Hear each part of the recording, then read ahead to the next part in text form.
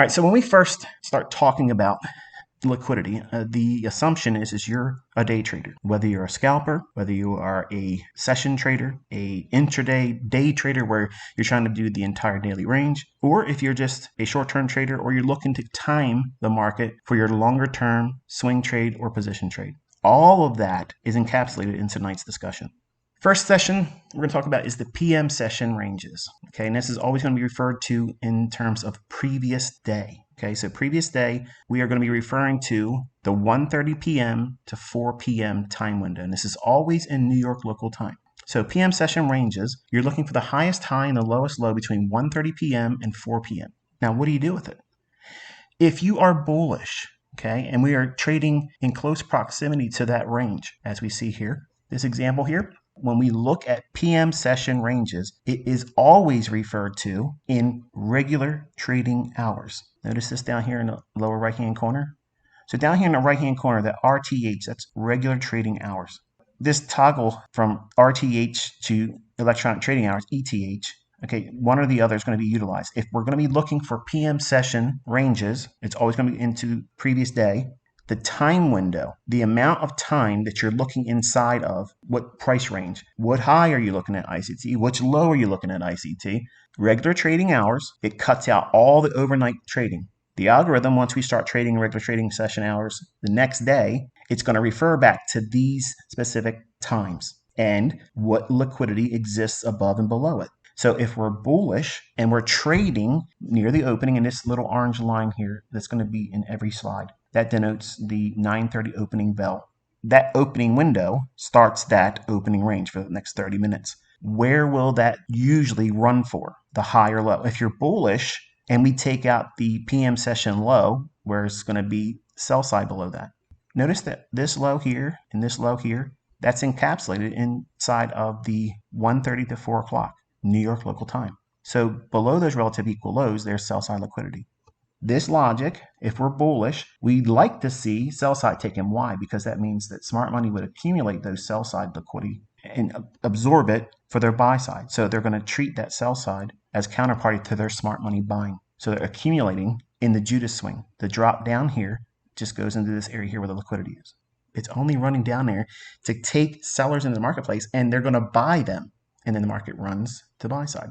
Now, you could be a trader that simply takes this order here as a long, as a turtle suit. Now, admittedly, this takes a great deal of conviction, but your model could simply be wait for the sell side in the previous PM session range. If you're bullish, that's your buy. If you're going in, that means that you're expecting the weekly range to expand higher, a draw on liquidity higher on the weekly time frame. But going down into liquidity like this when we're bullish, we would reasonably expect it to run for what? The buy side. Where? What buy side? What high are you looking at, ICT? That one right there. Why? Because it's inside the range between 1:30 and 4 o'clock. How, pray tell, is that complicated? It's not complicated. Going further into the day, now we're considering a full 24-hour rotation. I'm going through the process of going through this very routine right here. I look at PM session range. If it's not a factor or it's not to be considered because we're not in close proximity to that range, because we could be significantly higher or lower around 9:30. So what am I looking for then? If I'm not close to PM session, previous PM session 1:30 p.m. to 4 p.m. range at the time of 9:30 at the opening bell, and I'm watching that next 30 minutes, which is the opening range, what am I going to look for then next? If it's not that, I'm looking at the London session raid. That means I'm going to be looking at the range between 2 o'clock in the morning and 5 o'clock in the morning, New York local time. So in your charts, you want to be annotating what those levels are. All right, so London session raids. If we are not in close proximity to the previous PM session at 9:30, remember this orange line here denotes the 9:30 opening bell of the stock market. So where are we at in terms of proximity?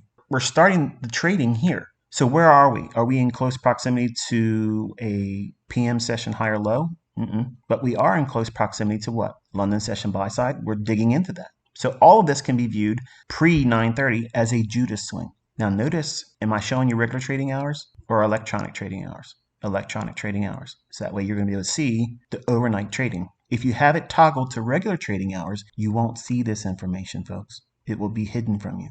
So London session buy side liquidity, we're seeing that raid up into it here. And then where's the low in that? Remember, 2 o'clock to 5 o'clock in the morning, New York local time. What is the range? The highest high and the lowest low, here and here. So if we rated the buy side and we did it on a run that's a Judas, we anticipate that as a false run higher. And then we're going to see, does it shift lower? How can we use that information? Well, you can use the 2022 model. You can use a breaker, bearish breaker. You can use the ICT optimal trade entry. In here, from this low to that high is a fair value gap. This is a shift in market structure below this low right there. That's your 2022 model or optimal trade entry. What would you be aiming for? London session, sell side liquidity. Do you have to sit through a retracement? Yes, but we'll cover that because that in itself is also a range that we utilize intraday. Notice what I'm taking you through, the whole routine of 24 hours. Where are we at open? Open is 9:30. We have to wait for 30 minutes because there's going to either be a run higher or lower, or it may consolidate. And then we'll have to wait for the 10 o'clock displacement. And then you can look for a silver bullet between 10 o'clock and 11, or you could use a run into the lunch macro. All right, opening range gaps. Okay, opening range gaps are a specific event that takes place when you're utilizing regular trading hours, where we stop trading for the regular trading hours and where we start trading again at 9:30's opening bell. That separation, that is my opening range gap. So whenever you hear me say an opening range gap, not to be confused with opening range. When I say opening range, that is the first 30 minutes after the opening bell at 9:30. So specifically, it's 9:30 a.m. New York local time to 10 a.m. New York local time. This opening range gap is where we stop trading using regular trading hours and where we open up at 9:30. If there is a gap lower at 9:30, you will see this gap here. It's being shaded with this little orange box. It doesn't mean it wants to run up there immediately. I want you to think about how where the market reaches for liquidity, where it reaches for that liquidity, and where does it want to go to after it goes there. This low over here, that low is occurring in the morning session or the AM session between 9:30 and noon. So what would be residing below that? Sell stops. So we call that sell side liquidity. So we gap lower and then run into that liquidity right there using regular trading hours. Now, if you're using electronic trading hours, you may have a lower low overnight. And then, in other words, between these two price points here, where we closed at regular trading session and open at regular trading session, between those two price points, you have all of the 6 p.m. to 9:30 in the morning worth of trading that could have made a lower low here. I don't care. If I'm going to refer to the opening range gap and we get a gap lower like this, I'm filtering out all of overnight price. That's it. What low would I be looking at? Well, on regular trading hours on this chart, that's a pretty obvious low, isn't it? That's the stuff I've been doing on Twitter. Now, the opening range gap. If we run to a pool of liquidity like this here, wouldn't it make sense, since we're now into a discount and inside of liquidity, below old lows, we're in sell side now. We've already moved a lot from the previous session here to here. What would be reasonable? Well, look at the economic calendar. Today we had the Fed Chair Powell jawboning at 10 o'clock in the morning. You wait. And you wait for what? The PM session. So you want to be what? Trading the afternoon. If you're going to trade at all, the probabilities are going to be high in your favor if you wait till the afternoon. That means 1:30 in the afternoon, New York local time, to 4 o'clock's close. Wouldn't you know it, there's a low here that forms at 1 o'clock. And then at 1:30 or so, it creates another low here. That's pretty interesting. What happens after that low forms? It runs right on up into that opening range gap. So all of this mess in here, it's going to be running around, going amok, just seeking liquidity. And it'll frustrate you. That's the reason why I tell you to focus on the sweet spots in the marketplace. So it runs up into the opening range gap after the New York lunch, after the morning session chop, and it runs to a logical level based on the information I'm showing you here.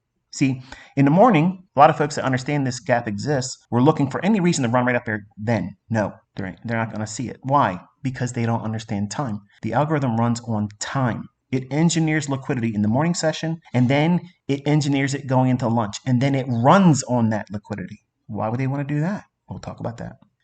New York lunch raid. Now, in the old days, the open outcry and the pits would have a lunch hour where it was very almost like a routine. Unless it was a big trending day, the lunch hour between noon and 1 p.m. New York local time would generally be a consolidation. Now, the way we could use that back then, and I'm going to show you how I use it now, but for historical purposes, I'm giving you a reference on how I become ICT.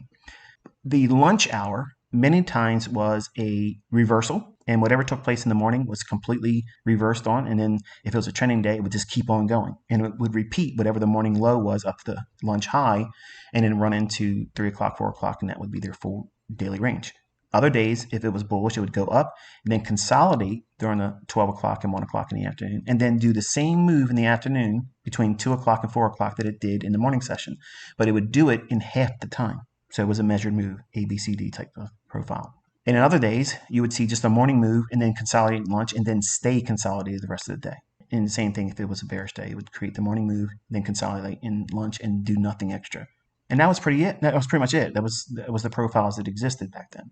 Now, you might be thinking, well, that's all well and good, Michael, but which one do you use? Well, which one would you expect based on the economic calendar, the draw on liquidity for the weekly range? What is it trying to do? Where's it reaching for? All those things have to be balanced. So a New York lunch raid between noon, New York local time, to 1:30 p.m. So a lunch run on liquidity, a raid, if you will, you have to define the range between 12 o'clock and 1:30. But you said it's an hour long. 1:30 starts the PM session. That's when the algorithm can start doing its macro. A macro is a short order of instructions that will create an event in price delivery. Your focus needs to be on the highest high and the lowest low. I'm showing you the highest high in 12 to 1 o'clock because there's nothing higher than the high here. The low formed here between 12 o'clock and 1:30, that's the lowest low here. So we see this low, it drops down there. If we're expecting price to be bullish and it's not done anything in the morning, Powell's talking, there's a afternoon event that's expected like FOMC, something to that effect, you avoid the morning session. Let everybody else chase everybody else's opinion and ignorance. But the session high and the session low for lunch hour, the low here, we can see it running down, taking that, when we're expected to go higher. What do you think exists up here that's not being noted on the chart? We'll get back to that.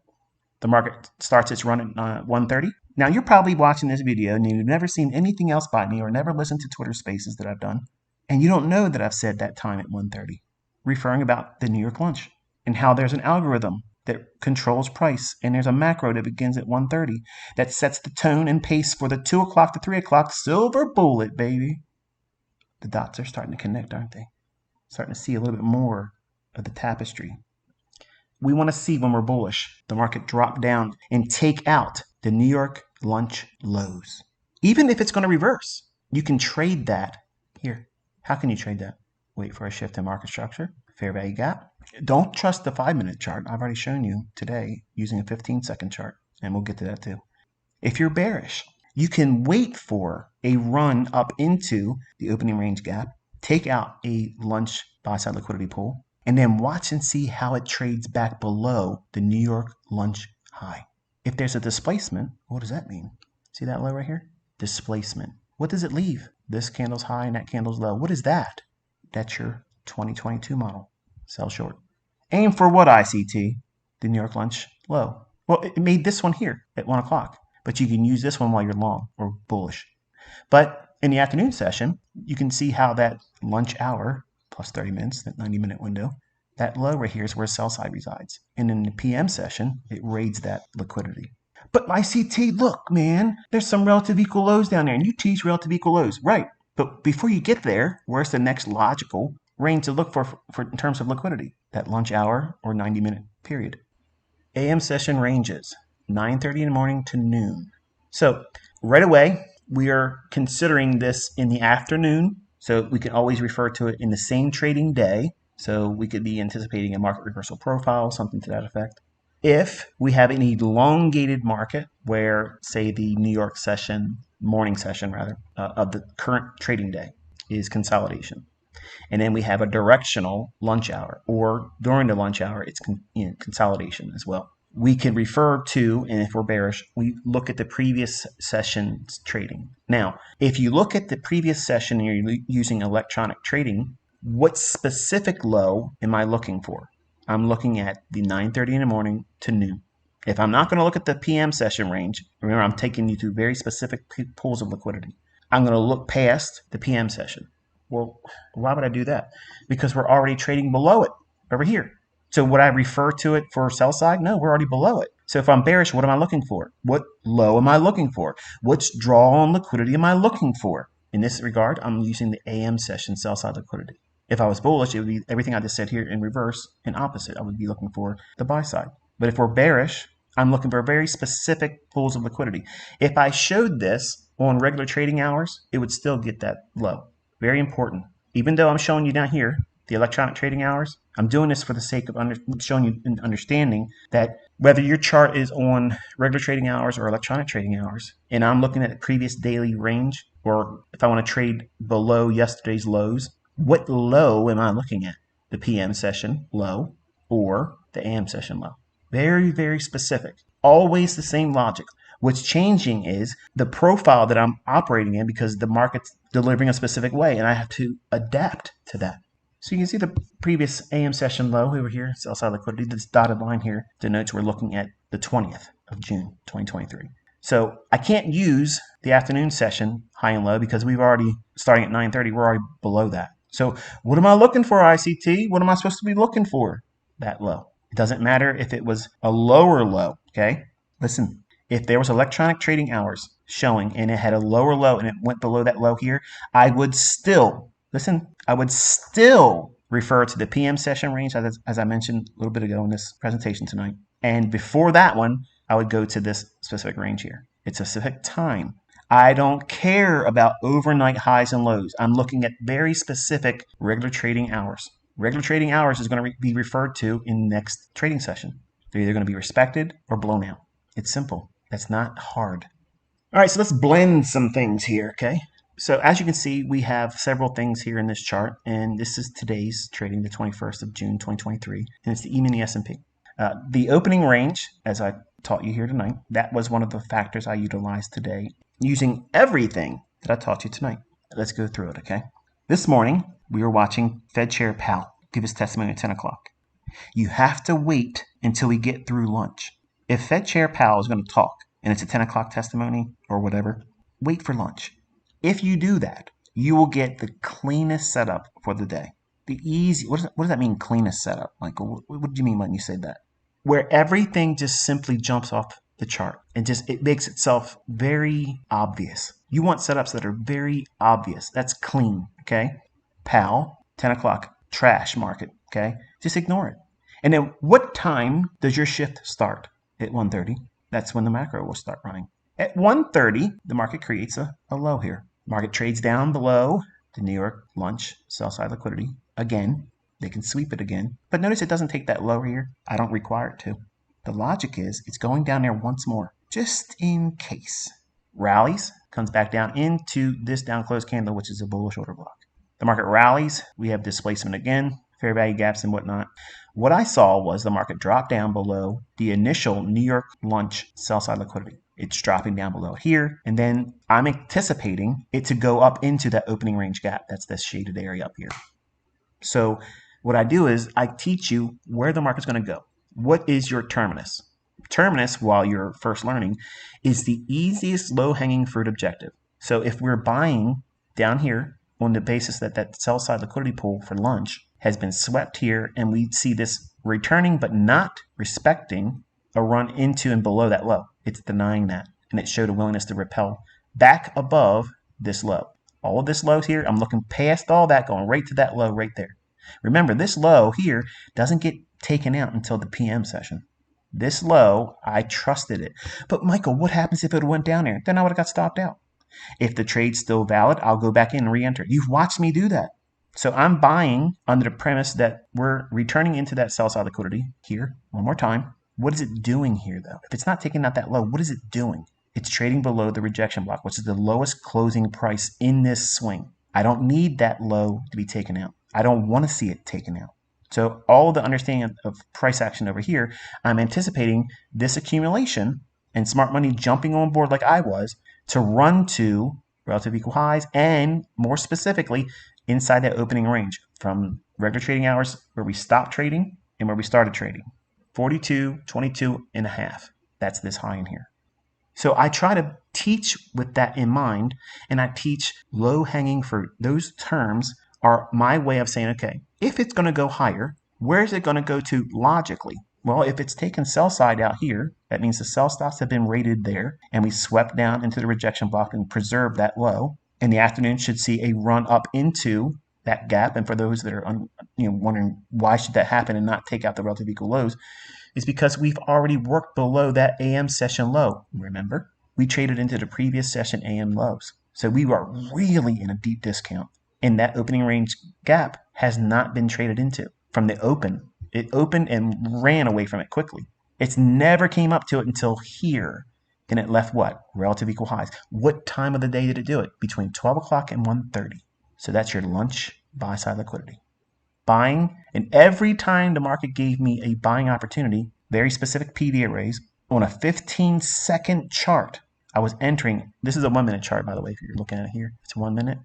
Every one of these entries were based on a 15-second candle.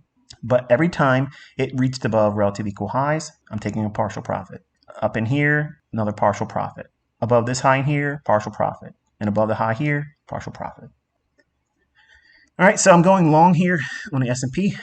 Here's that run that didn't take out the low at 1 o'clock. And I'm adding and pyramiding. And I've already annotated that fair value gap and told you that it's an inversion fair value gap. That means it's going to go above it, treat it as support, and then rally up into the buy sides that I'm going to show you here. So you can already see that 44.22 even level is highlighted as buy side liquidity. Notice it's below that high I was showing you when we were covering the lunch liquidity. So that's an order block. It's reclaimed, and it dug into the inversion fair value gap. And for the folks that are thinking, oh, the order block doesn't work, see here, that entire range is the order block. And I'm adding into it here inside the fair value gap that is already identified as an inversion fair value gap. So this is going to be dynamic support here. Watch how it respects it. I've already shown you here it's going to go up. And just like magic on a 15-second chart, look at that. It's unbelievable, isn't it? Now, my stop loss is below the inversion fair value gap, and I'm showing you where the executions are. So everything matches now, folks. This is not replay, none of that bullshit. There's another partial here. And my stop is below the low at 44.16. I don't want to chase it up there because that's inefficient. It can trade down inside that, so I don't want to put a stop loss at 44.17 and a half. It can come back in there deeper. I'm making allowance for that. So my stop is staying below that. I'm not in a hurry to guarantee higher profits. I'm more concerned about my limit orders filling. My stop is not being concerned about. And here comes another run up into a 10 lot limit order that would put me at 5 remaining. See that retracement down in there? I'm not worried about that. You might be freaking out because you put your stop loss higher, or you maybe even stopped out. But this is proper stop loss management. And here's the limit order. And then now we're going to run for that buy side here. And then once it runs that high, I'm wanting to trail my stop loss up then. So every single one of these individual entries, that could be your model. Some are better in terms of where their entry was, but I'm using them as pyramiding opportunities. None of the things in here that I showed violated any of the bullish order flow. This is real order flow. Everything that I've outlined here is shown to you on a time-based chart. My partials are based on liquidity. When we were down here, I drew this out and labeled it inversion fair value gap. For the folks that have been following me for the last couple of weeks and month, I introduced the inversion fair value gap. Okay, so every one of my PD arrays can be utilized as a contrarian entry. But unless you have the narrative in mind, knowing where is it going to reach for, where's the liquidity that's going to be drawing price next. How do you know that, ICT? Well, you start it with the weekly candle. Where is it going to gravitate to?